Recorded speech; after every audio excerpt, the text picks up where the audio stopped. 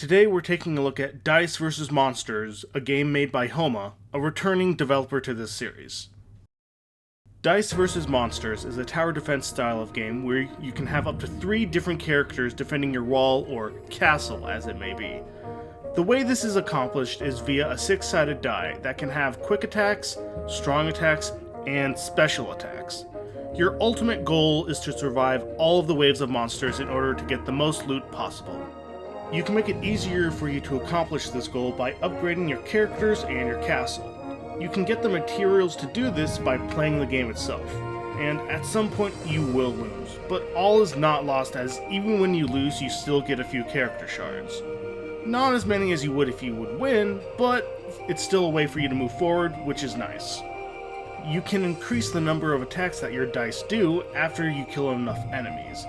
The number you see on the die face is how many of that attack you're going to send out. You also get a choice of 3 different upgrades each time you beat enough enemies. This is also the way for you to get more characters after your initial choice at the start of the wave. You can also unlock spells occasionally when you beat a level.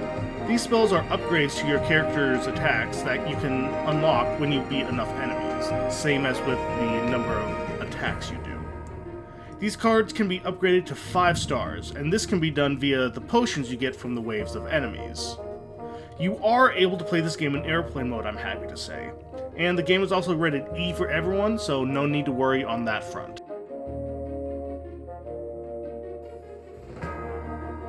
So, this game is a mixed bag for me.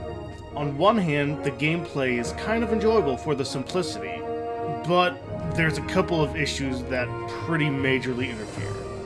The first is that the die can be pretty inconsistent, and I mean, sure, that's part of the game. And if that were the only problem, then that would be all well and good. But there's 2 glaring problems. The first is that when an enemy gets hit by a strong attack, they get pushed back in the opposite direction of the attack. The issue with that is that you can push the enemies off screen, and since there's no invisible wall to stop them, the second problem is directly related to the first. Your characters tend to attack the enemies that are both closest to you and directly in front. I think you guys can see the problem. Many times, you'll have enemies attacking you off screen due to your strong attacks, pushing them off, and your guys won't attack them if there's anyone that's closer and also on screen. And it's just super frustrating when you're already losing, and then your characters just won't attack the guys dealing damage to you because they were pushed off screen. And when you factor in the ads and microtransactions, oh yeah, I'll be getting into those guys here in just a few moments. It really makes it difficult to enjoy playing the game. So, as a result, I'm going to be giving this section a 5 out of 10. When you have your characters leveled up enough, or you have enough upgrades, it doesn't really matter if the enemy gets pushed off screen. However, with the inherent randomness of the game, that makes this issue a run killer in the early stages.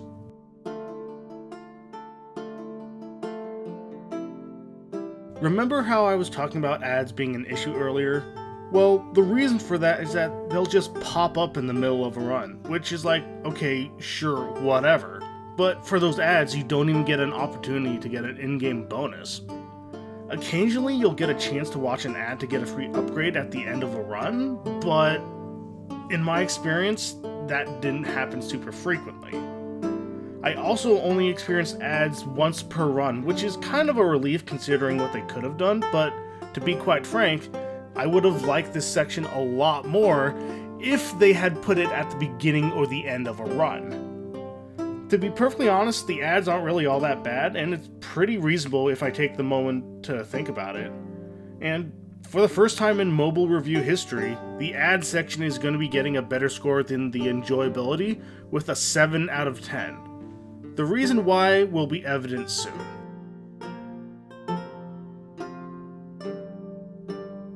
This is possibly the worst section I've seen in a long time, if not ever, for this series.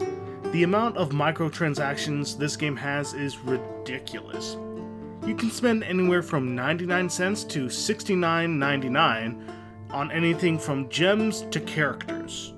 Speaking of characters, you can get up to 11 of them. You can unlock most of them by progressing through the game or by completing daily challenges.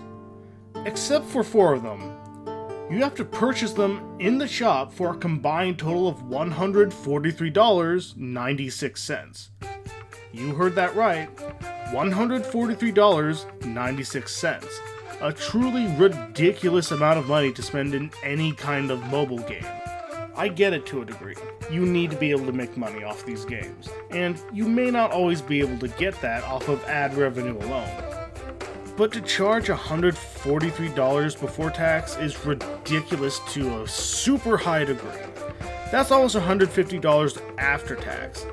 And I wouldn't spend that money on a console game. You could probably buy 2 or 3 console games at a reasonable price for that much. Did I also mention that you can spend almost $40 to remove all ads ever? Well, you can! To add on to this game's list of crimes against gaming, you also get microtransaction ads shoved in your face at the end of every round and whenever you open up the game. And the reason why this is so egregious is that otherwise this is a pretty enjoyable game. And as a result, this section is getting a 4 out of 10. One of the reasons for this is I personally don't think you should be able to hide characters behind a paywall. You should be able to unlock them via gameplay at some point. Yeah, sure, have it as an option to buy them if you want to be lame like that, but let us be able to unlock them by playing the game. Make it a challenge, but let it be available.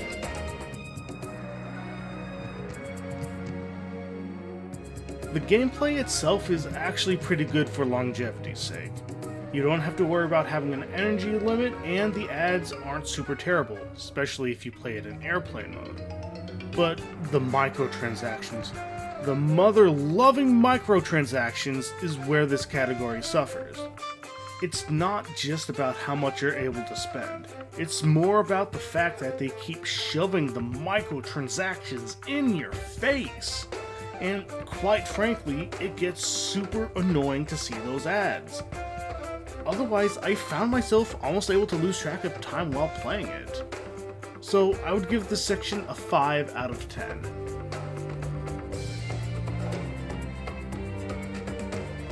After everything is said and done, I would give this game a 5 out of 10. Overall, the game is decent. You don't really have to worry about the ads too much, and thanks to being able to play it in airplane mode, it's pretty much a moot point.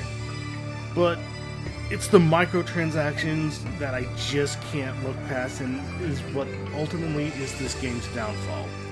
I can even look past the 2 issues with the gameplay I had earlier, especially when you consider that the more upgrades your character gets, the less of a deciding factor it is. But I have to draw the line somewhere for microtransactions, and having to spend close to $150 to be able to get all of the characters, along with having the ads for those microtransactions shoved in your face, is where this game just, quite frankly, sucks. And it's really a disappointment because otherwise I very much enjoyed the game. If the developers did something as simple as not having the ads for the microtransactions shoved in your face every time you did pretty much anything, I could live with that. But until that happens, it will remain as is. A game hamstrung by greed. Thanks for watching. If you like what you saw, hit the like button, leave a comment down below, and subscribe to see what comes next. Now remember, you all are awesome, and I will see you in the next video. This is NodmPortant, nodding off.